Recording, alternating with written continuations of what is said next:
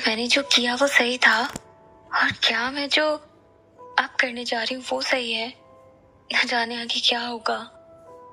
कुछ इस तरह के सवाल आम्रपाली के मन में चल रहे थे।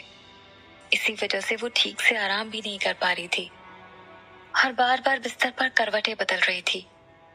आज तक जो खूबसूरत चेहरा खिला खिला और हमेशा चहकता रहता था, इन 2-3 दिनों में उसने जिंदगी की न जाने कितनी सच्चाइयों का सामना कर लिया था, जिसकी वजह से उसके दिमाग में इतनी सारी बातें चल रही थी। तभी वो अपने आप से बातें करने लगी। क्या अभी भी मुझे नगरवधू नहीं बनना चाहिए? परंतु अब तो मैंने वचन दे दिया है और अब मैं अपने वचन से पीछे नहीं हट सकती हूँ। पहले ही मेरी ऐसी गलती की वजह से मेरे बाबा, गुरुमा और इस शहर को काफी सजा मिल चुकी है। अब और मेरी वजह से इतने लोगों को मुसीबत में नहीं डाल सकती हूँ, इसलिए मुझे ये करना ही होगा।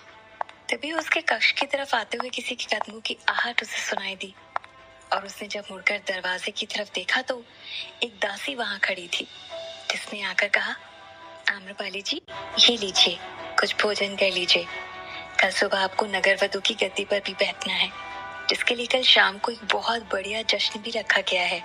कुछ देर तक आम्रपाली उसकी बातें सुनकर कुछ नहीं कह पाई और फिर उसने कहा, यहाँ रख दो तुम और जाओ। ठीक है, ये कहकर वो दासी वहां से चली गई। न जाने कल क्या होगा।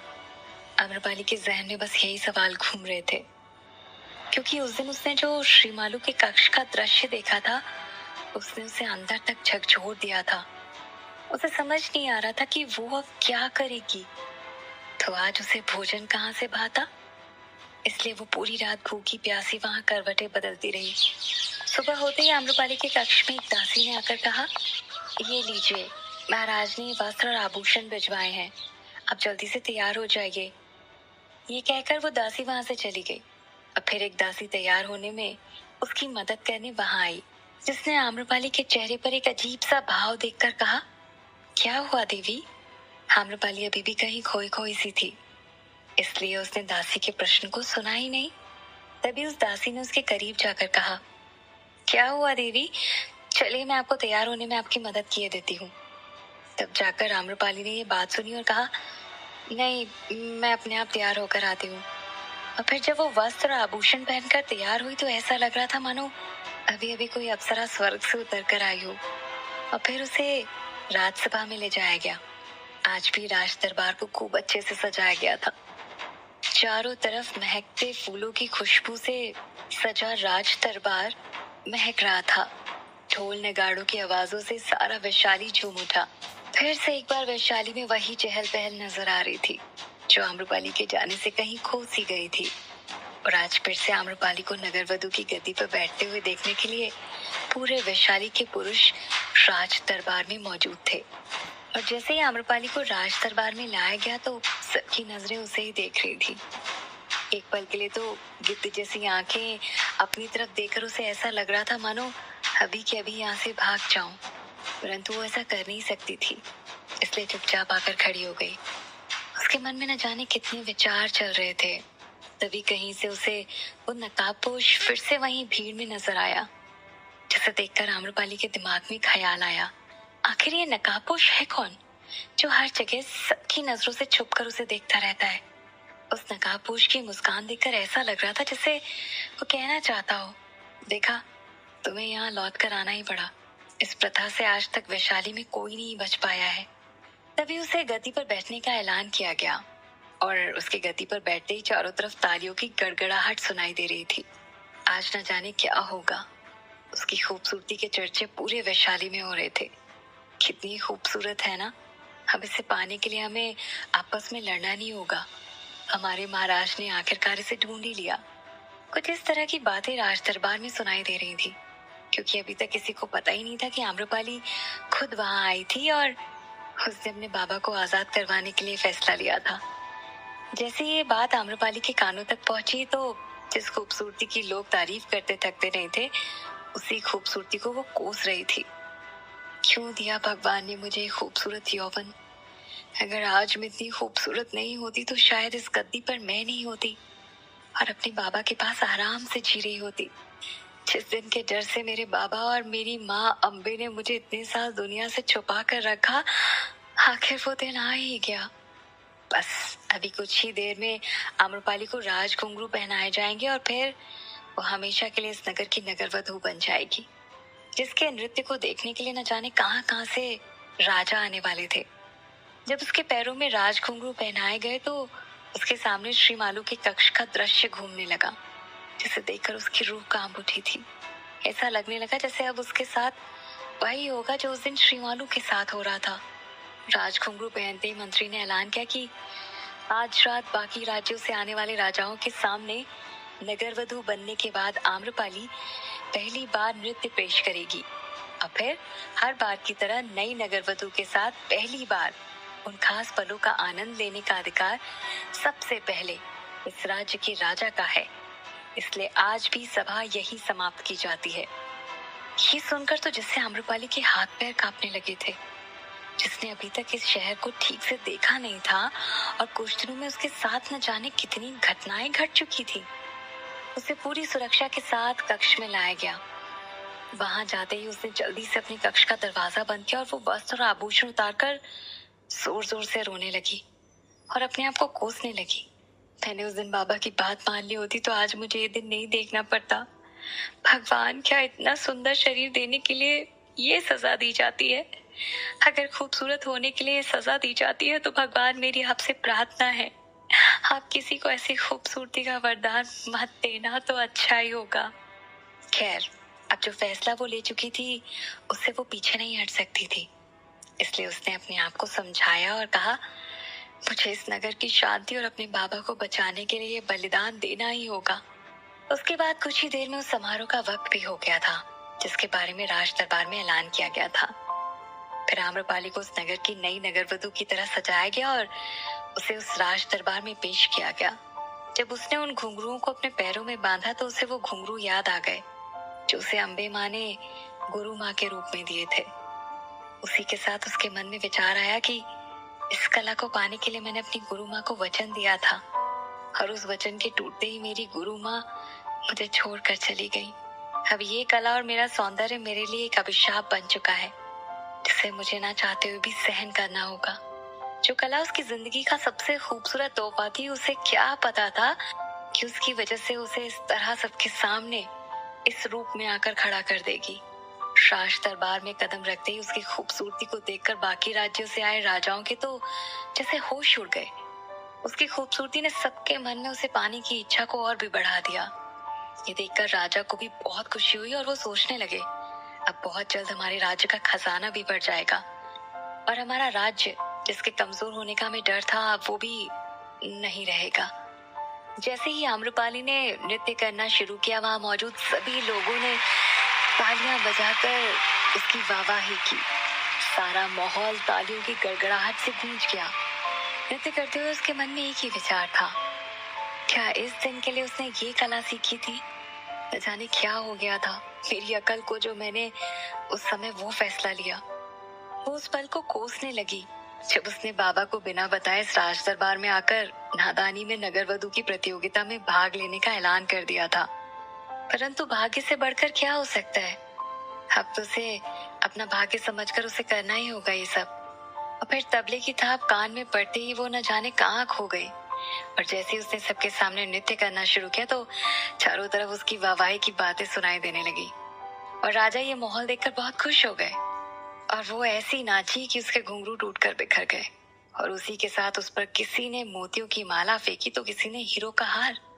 ये सब देखकर राज दरबार के मंत्री राजा के आम्रपाली को नगरवधू बनाने के फैसले को लेकर उनकी सराहना करते हुए कहते हैं, मानना पड़ेगा हमारे महाराज की सूझबूझ को।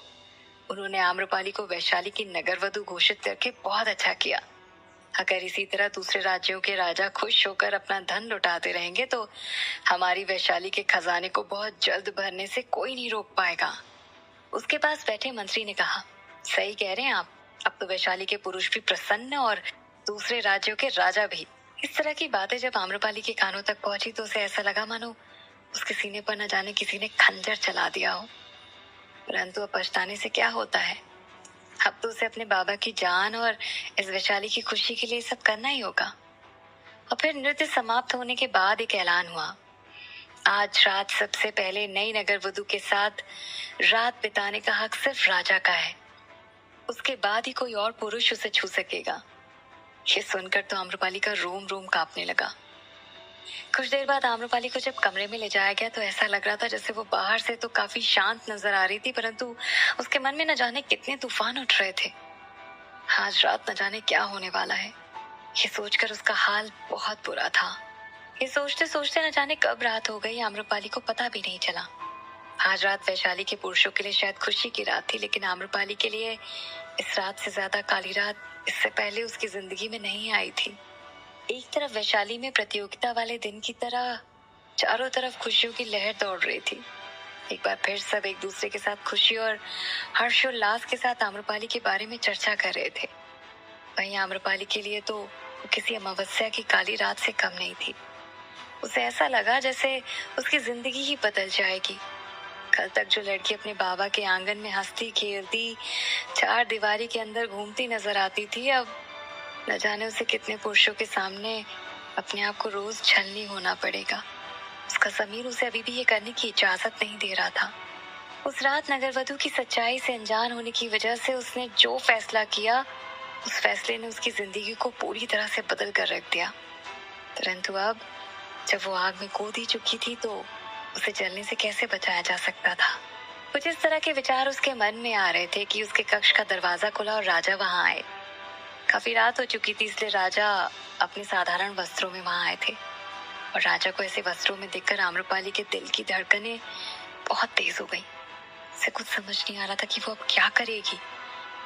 अब फिर वो मन ही मन कुछ इस तरह की प्रार्थना करने लगी, हे भगवान, कुछ ऐसा कर दीजिए कि मेरे साथ ऐसा अनर्थ ना हो।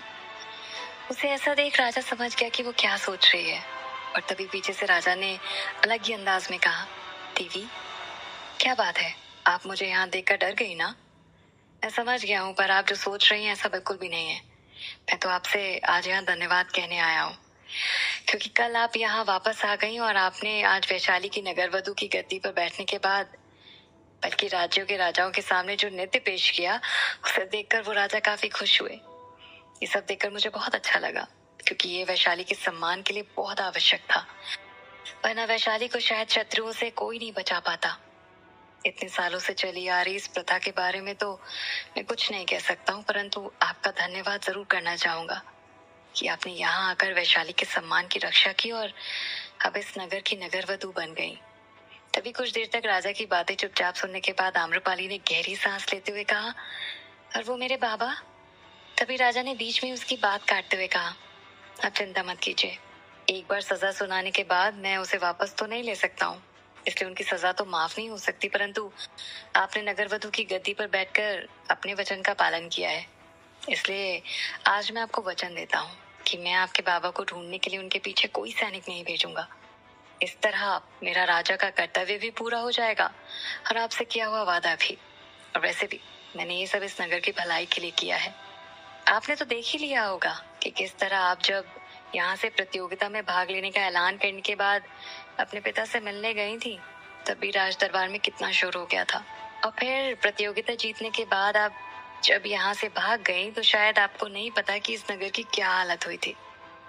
इसलिए इस नगर की शांति बनाए रखने के लिए मैं इस प्रथा को खत्म नहीं कर सकता हूँ। अब आपको नगरवधु तो बनना ही पड़ेगा, परंतु ये मेरा आपको वचन है कि आपके बाबा को कुछ नहीं होगा, वो जहाँ भी हैं वो सुरक्षित ही होंगे। ऐसा करके मैंने आपकी एक शर्त तो पूरी कर दी, परंतु मैं जानना चाहता हूँ कि आपकी दूसरी शर्त क्या है। राजा की बातें सुनकर उसके दिल को इतनी तसल्ली तो हो गई थी कि अब उसके बाबा की जान को कोई खतरा नहीं है और उसे उनकी चिंता करने की अब कोई जरूरत नहीं है, क्योंकि श्रीमालू ने अब उसे अपनी सहेली कहा था और इसी नाते उसे विश्वास था कि वो उसके बाबा का पूरा ख्याल रखेगी और अपने बाबा की जान के बदले तो मुझे ये बलिदान देना ही होगा। ये सोचते हुए आम्रपाली जैसे कहीं खो सी गई थी। उसे ऐसे देखकर राजा ने कहा, क्या हुआ देवी, आप कहाँ खो गई? कुछ नहीं, बस ऐसे ही महाराज, अचानक आम्रपाली ने हिचकिचाते हुए कहा। इतने में राजा ने उसकी तारीफ करते हुए कहा, आप तो इतनी बहादुर हैं, हम आपकी खूबसूरती और नृत्य के तो पहले से ही दीवाने थे और अब तो आपकी सूझबूझ और समझदारी ने भी हमें आपका दीवाना बना दिया है। महाराज, हमने सोचा नहीं था कि जिस विद्या को हमने कला समझकर सीखा था उसका इस्तेमाल हमें इस तरह करना होगा, पर यही हमारा भाग्य है। इसके लिए हम किसी को दोष नहीं दे सकते। हमारा ये खूबसूरत रूप ही हमारे लिए अभिशाप बन गया है। हमें एक नगर वधू की सच्चाई पता नहीं थी, हमें इसके बारे में कुछ नहीं पता था। परंतु उस दिन जब हमने राजमहल में आकर श्री मालू के कक्ष का दृश्य देखा तो हमारे होश उड़ गए। तब हमें एहसास हुआ कि हमने क्या कर दिया और इसलिए हम वैशाली छोड़कर भाग गए थे।